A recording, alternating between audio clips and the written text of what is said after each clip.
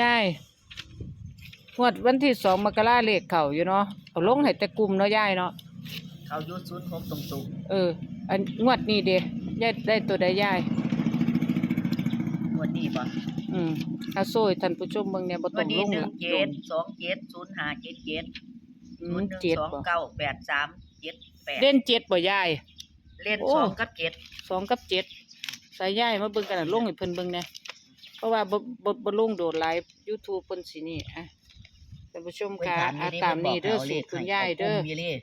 78บ่ยายนั่นคุณยายเด่น7เด้อค่ะท่านผู้ชมค่ะ2กับ7ใครชอบคุณยายก็ตาม2กับนะคะงวดที่มาก็ลงแต่กลุ่มนะคะบางครั้งก็บ่ว่างเนาะค่ะท่านผู้ชมค่ะก็เวลาว่างก็ลงให้นะคะอย่าว่ากันเด้องวดวันที่17นะคะท่านผู้ชมค่ะงวดวันที่17 มกรานะคะขอให้สุขๆมันหมานเด้อปีใหม่เนาะยายเนาะ